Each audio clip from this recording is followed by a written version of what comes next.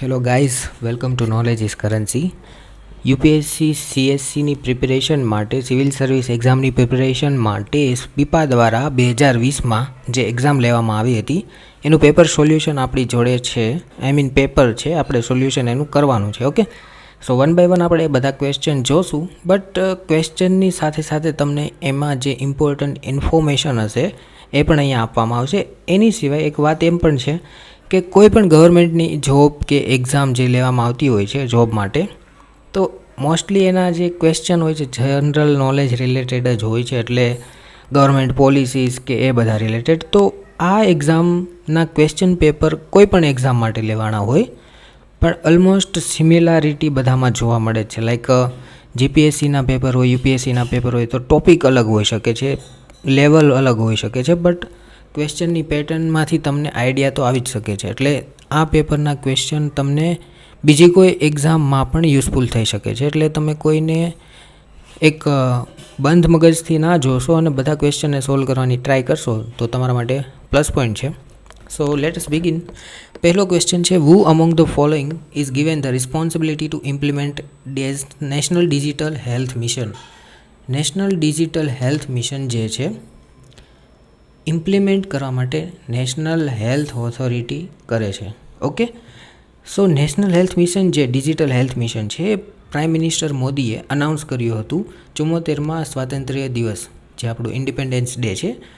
તો એણે actually 3 policy announce કરી હતી ત્યાંથી. એક તો એક આ નેશનલ ડિજિટલ હેલ્થ મિશન, બીજી ન્યૂ સાયબર સિક્યોરિટી પોલિસી, અને થર્ડ હતી ઓપ્ટિકલ ફાઇબર કનેક્ટિવિટી 6 લાખ ગામડા સુધીઓ. હવે જે નેશનલ ડિજિટલ હેલ્થ મિશન છે એની અંદર 4 ફીચર્સ છે. ફીચર્સ મીન એની ખાસિયત. એક તો એક હેલ્થ આઈડી હશે, બધા કોમન ઇન્ડિયન્સની એક હેલ્થ આઈડી હશે જે વોલ્યુન્ટરી સબમિટ કરવા માગતા હોય એમના માટે, કમ્પલસરી નથી. પછી એક રેકોર્ડ્સ હશે, પછી એક ડીજી ડૉક્ટર હશે, એન્ડ એક રજિસ્ટ્રી હશે આખી. ઓકે, એન્ડ થોડાક સમય પછી એનું ફ્રેમવર્ક ચાલે જ છે. ઈ ફાર્મસી અને ટેલિમેડિસિન સર્વિસ પણ પ્રોવાઈડ કરવામાં આવશે. એન્ડ એઝ ક્વેશ્ચનમાં જેમ મેં તમને કીધું, નેશનલ હેલ્થ ઓથોરિટી એનું ઇમ્પ્લિમેન્ટેશન કરશે. Ministry of health and family welfare એની અંતર્ગત આ કામ થશે. Okay, national health authority already Ayushman Bharat જે સ્કીમ છે એને પણ ઇમ્પ્લિમેન્ટ કરે છે. એન્ડ આ આપણને એપ્લિકેશન અને વેબસાઇટના ફોર્મમાં અવેલેબલ થશે. ડીજી ડૉક્ટર જે છે એનાથી આખા દેશના ડૉક્ટર પોતાના નંબર સાથે રજિસ્ટર કરી શકે છે, નોટ કમ્પલસરી. બટ એમે જો રજિસ્ટર કરશે તો ડિજિટલ સિગ્નેચર ફ્રીમાં પ્રોવાઈડ કરવામાં આવશે, અને એનાથી એ રાઇટિંગ ઇન્સ્ક્રિપ્શન જે કહેવાય ને, દવાનું જે કાગળિયું લખી આપે પ્રિસ્ક્રિપ્શન્સ, એ લખી શકશે અને ડિજિટલ સિગ્નેચર કરી શકશે. ઓકે, વોલ્યુન્ટરી છે, not compulsory. And health ID જે છે, નેશનલ હેલ્થ આઈડી, એ બધા એવરી ઇન્ડિયન્સને પ્રોવાઈડ કરવામાં આવશે જો એ રજિસ્ટર કરવા માગતા હોય તો. એન્ડ હેલ્થ રિલેટેડ આખી એક રિપોઝિટરી બનાવશે જેમાં જેમની ઈચ્છા હોય એ રજિસ્ટર કરી શકે છે. એને રજિસ્ટર કરવામાં આવશે, લિંક જો કરવામાં આવશે હેલ્થ ડેટા કન્સેન્ટ મેનેજર, જેમાં ડેટાની ફ્રી આપલે થઈ શકશે હેલ્થ રિલેટેડ. ઓકે, અને આ બધી વસ્તુ નેશનલ હેલ્થ પોલિસી 2017 અંતર્ગત વાતચીત હતી ને એમાંથી આગળની આગળ પ્રોસેસ થતી જઈને એમ નવી નવી ગાઈડલાઇન્સ આવતી જશે. ઓકે, નેશનલ હેલ્થ પોલિસી જે છે એનું જે મેઇન કામ હતું, આખી જે હેલ્થ ઇકોસિસ્ટમ છે, ડિજિટલ ઇકોસિસ્ટમ હોય કે ગમે તે હોય, એને એફિશિયન્ટ અને ટ્રાન્સપરન્ટ કરવી. એન્ડ નીતિ આયોગે 2018માં નેશનલ હેલ્થ સર્વિસ જે છે એને બેકબોન સપોર્ટ આપવા માટે નેશનલ હેલ્થ સ્ટેક કન્સલ્ટેશન આપ્યું હતું, જે એક પ્રકારથી ડિજિટલ સહાય છે. નેશનલ હેલ્થ સ્ટેક જે છે ઇન્ફ્રાસ્ટ્રક્ચર છે આખું, જે એકદમ રોબસ્ટ અને transparent infrastructure national health stack, જે નીતિ આયોગે 2018માં સપોર્ટ કર્યું છે આ નેશનલ હેલ્થ ઓથોરિટીને. Okay, and national digital health blueprint જે 2019માં એમાં સજેસ્ટ કરવામાં આવ્યું હતું કે એક નેશનલ ડિજિટલ હેલ્થ મિશનની જરૂરિયાત છે, એના લીધે આ વસ્તુ હાલ એપ્લિકેશનમાં આવી શકી છે. ઓકે, એના સિવાય બસ આમાં કન્સર્ન તો એક જ છે કે લોકોનો જે ડેટા લેવામાં આવશે અથવા ડેટા સિક્યોરિટી પ્રાઇવેસીનો જે ઇસ્યુ હોય છે એને કેટલા હદ સુધી એ લોકો સાચવી રાખી શકે છે. Otherwise this is the best policy. National digital health mission તમને ઘણી બધી સર્વિસીસ પ્રોવાઈડ કરવામાં આવશે એપ્લિકેશન અને વેબસાઇટના માધ્યમથી. સો યુઝફુલ તો છે જ. આપણો ક્વેશ્ચનનો આન્સર પણ ડી છે. ઓકે, સો ચલીએ આગળ વધીએ.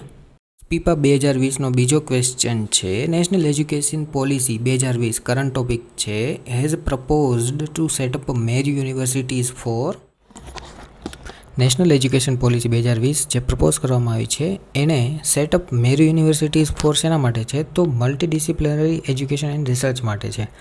Multidisciplinary education and research means કે હાયર સ્ટડીઝમાં 4 વર્ષની ડિગ્રી હશે તો એમાં તમને મલ્ટિપલ એક્ઝિટ ઓપ્શન્સ મળશે. મીન્સ પહેલું વર્ષ પૂરું કરો ત્યારે સર્ટિફિકેટ મળશે, બીજું વર્ષ પૂરું કરો ડિપ્લોમા મળશે, થર્ડ યર પૂરું કરો એટલે બેચલર્સની ડિગ્રી મળશે, અને જ્યારે 4 યર્સ પૂરેપૂરા કમ્પ્લીટ કરશો એટલે 4 વર્ષની મલ્ટીડિસિપ્લિનરી બેચલર ડિગ્રી મળશે.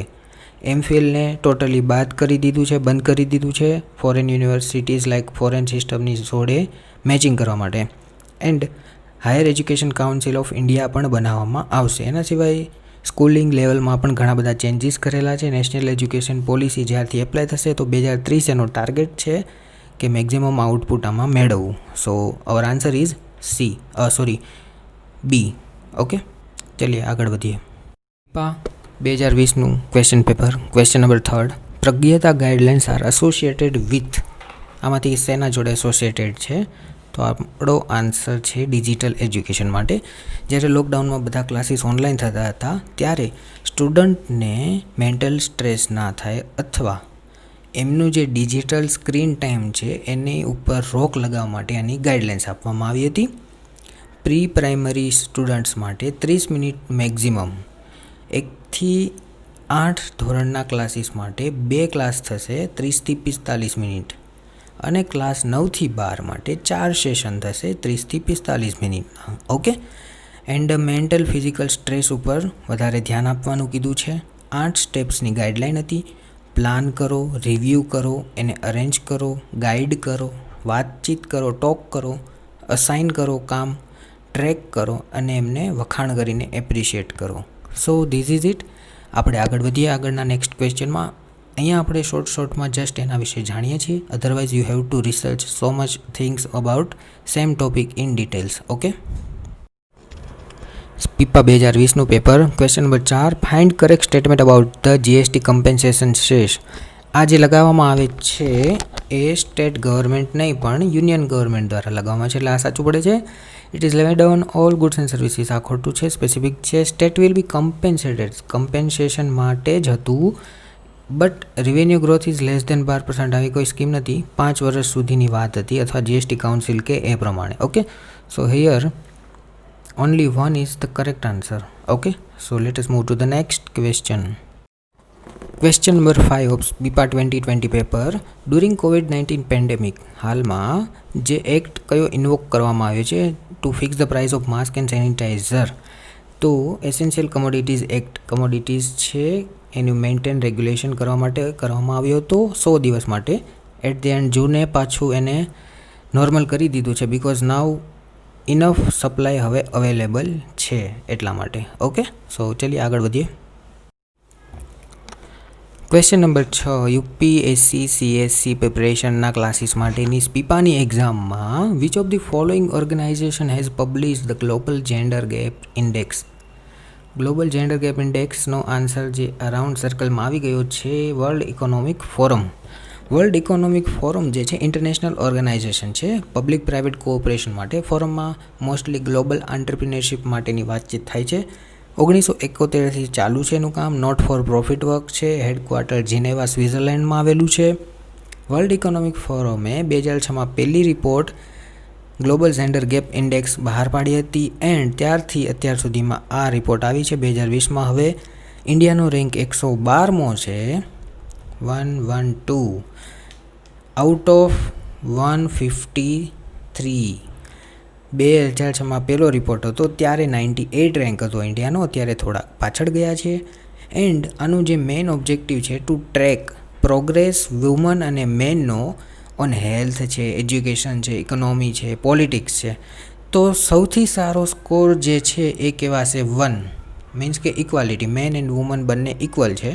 એન્ડ સૌથી લોએસ્ટ સ્કોર છે એ 0 કહેવાશે, મીન્સ ઇનઇક્વાલિટી. ઓકે, પહેલા નંબર ઉપર આવી છે 0.877 સાથે આઇસલેન્ડ અને નોર્વે ને એ બધા એ ટાઈપના કન્ટ્રી, અને સૌથી લાસ્ટમાં છે 153 પર યમન 0.494ના રેન્કિંગ સાથે, અને ઇન્ડિયા છે 0.668ના રેન્કિંગ સાથે 112માં રેન્કે. Okay, so this is little bit short information about World Economic Forum and global gender gap index 2020. So this is it. ચલિए આગળ વધીએ. 7th question. ક્વેશ્ચન નંબર 7 પીપા 2020નો ક્વેશ્ચન છે. Find incorrect statement about the global partnership on artificial intelligence. ખોટું statement ગોતવાનું છે, સાચું પહેલાં નથી ગોતવાનું. Okay, India is a founding member of this organization. આ સાચું સ્ટેટમેન્ટ છે એટલે આપણે ખોટું ગોતવાનું છે ને. સો પહેલું ખોટું ના પડે. પછી its secretariat is located in Geneva and Switzerland. So આ ખોટું છે. સો ઇનકરેક્ટ સ્ટેટમેન્ટ છે તો ઓનલી 2. હવે વાત કરીએ GPAIની, global partnership on artificial intelligence, તો ઇન્ડિયાનો ફાઉન્ડિંગ મેમ્બર છે. ઓકે, કેનેડા અને ફ્રાન્સ એમની પેદાઈશ છે મીન્સ કે એમણે શરૂઆત કરી હતી વધારે એના ઉપર. એન્ડ એક responsible human centric AI artificial ઇન્ટેલિજન્સનો યુઝ કરીને ડેવલપમેન્ટ કરી શકે એના માટે આખી આ ઇન્ટેલિજન્સવાળી પાર્ટનરશિપ કરવામાં આવી છે. ઇન્ટરનેશનલ મલ્ટી સ્ટેક હોલ્ડરવાળી આ સિસ્ટમ છે જેની અંદર હ્યુમન રાઇટ્સનું ધ્યાન રાખવામાં આવશે, inclusion, diversity, innovation, economic growth, આ બધી વસ્તુને ધ્યાન રાખીને AIનો ડેવલપમેન્ટ માટે કઈ રીતે યુઝ કરવો એના વિશે વાત થશે. ઓકે, AI રિલેટેડ પ્રાયોરિટીઝ છે લાઈક થિયોરી અને પ્રેક્ટિકલને મળીને ભેગા કરીને ટાર્ગેટ સેન્ટ્રિક સોલ્યુશન કઈ રીતે ફાઇન્ડ આઉટ કરવું. Just like for example COVID-19 ક્રાઇસિસમાંથી નીકળવા માટે કોઈ AIનો યુઝ કરીને કઈ સિસ્ટમ બની શકે એમ છે કે નહીં, એવી રીતે ફોર એક્ઝામ્પલ વાત કરીએ એ. ઓકે, હવે સેક્રેટરીએટ જે છે એનું લોકેટેડ પેરિસમાં જ છે, જે હોસ્ટેડ કરવામાં આવ્યું છે OECD દ્વારા. સેક્રેટરીએટ જે છે હોસ્ટ કરવામાં આવ્યું છે OECD દ્વારા, organisation for economic cooperation and development દ્વારા, જે પેરિસમાં છે. એન્ડ અલગ 2 સેન્ટર પણ છે, કેનેડામાં છે ને એક પેરિસ ફ્રાન્સમાં છે. ઓકે, હ્યુમન ઇન્ટેલિજન્સની જેમ જ મશીનથી કોઈ કામ પૂરું કરવાની કેપેબિલિટી આવી જાય મશીન પાસે તો એ આર્ટિફિશિયલ ઇન્ટેલિજન્સ કહેવાશે. For example self driving car, કે પછી ફેસબુકમાં તમને ઓટો સજેશનમાં તમારા ફ્રેન્ડ્સની સજેશન દેખાય છે એ. હેલો ગાઈઝ, મારું નામ મેહુલ છે. નોલેજ ઇઝ કરન્સી ઉપર તમારું સ્વાગત છે. આ વિડીયોમાં હું તમને પીપા હમણાં જે 2020માં કરન્ટલી એક્ઝામ ગઈ છે એનું ઇંગ્લિશમાં જે વર્ડિંગ હશે બટ ગુજરાતીમાં આખું એક્સપ્લેનેશન કરીશ વિથ આન્સર્સ, અને જો જરૂર પડશે તો એના રિલેટેડ કોઈ ઇમ્પોર્ટન્ટ ઇન્ફોર્મેશન પણ પ્રોવાઈડ કરીશ તમને. સો keep watching knowledge is currency. અને 1 થી 7 ક્વેશ્ચન અહીંયા મેં સોલ્વ કરાવી દીધા છે. 1 by 1 આપણે બધા ક્વેશ્ચન સોલ્વ કરીશું. If you have any doubt please do contact in comment section. Like, share and subscribe this channel. Thank you very much. આગળ આપણે શરૂ કરીએ.